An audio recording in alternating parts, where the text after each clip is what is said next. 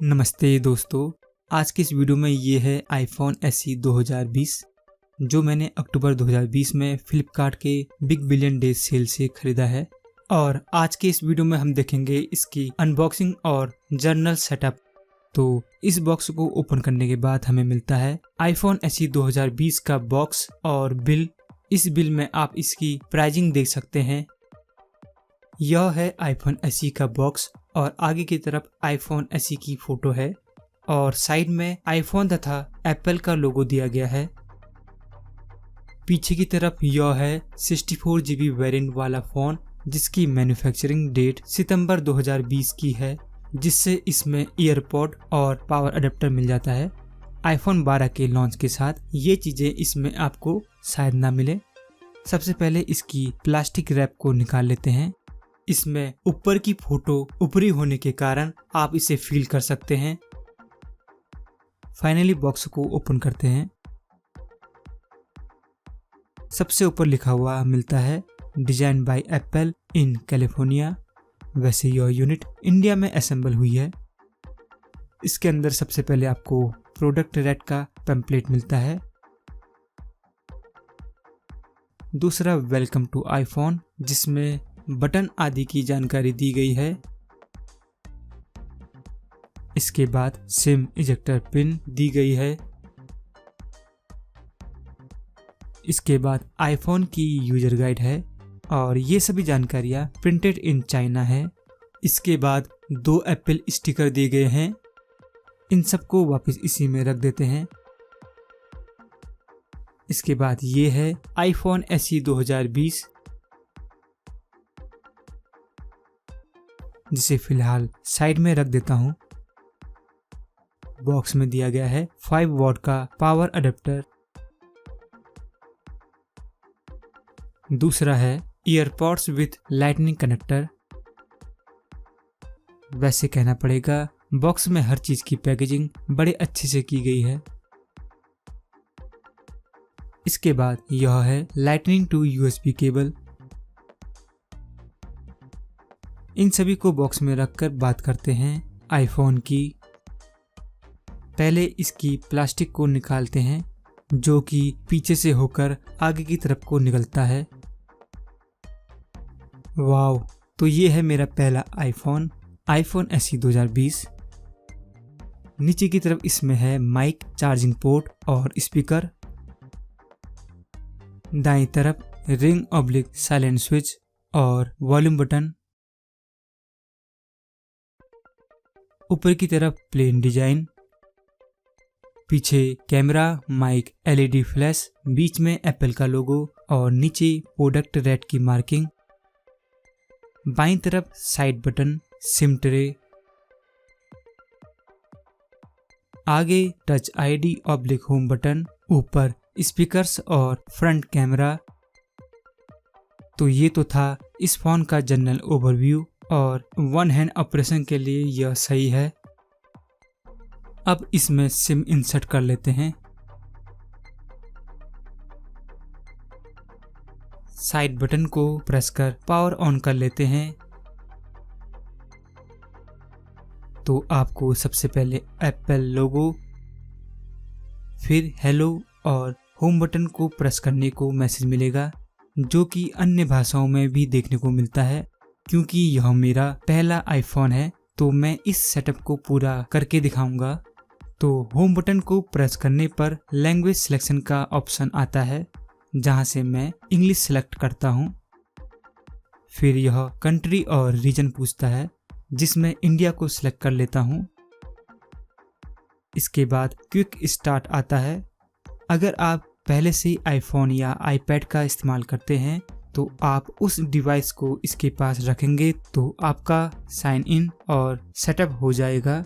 मैं इसमें setup manually करता हूँ। यहाँ आपसे लिखने और बोलने की भाषा पूछ रहा है। मेरी हिंदी और इंग्लिश है।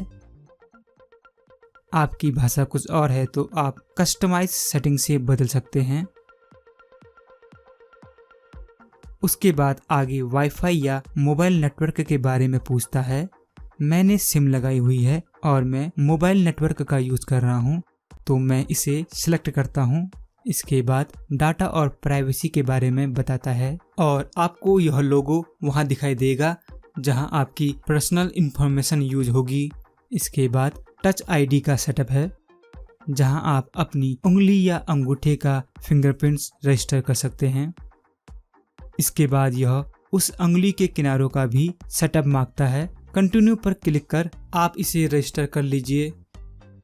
इसके बाद यह क्रिएट अ पासकोड बनाने को कहता है जिससे आप फिंगरप्रिंट के स्थान पर यूज कर पाएंगे, या जब आप फोन स्विच ऑफ करके दोबारा ऑन करते हैं तो वहां पर आपसे पासकोड मांगता है।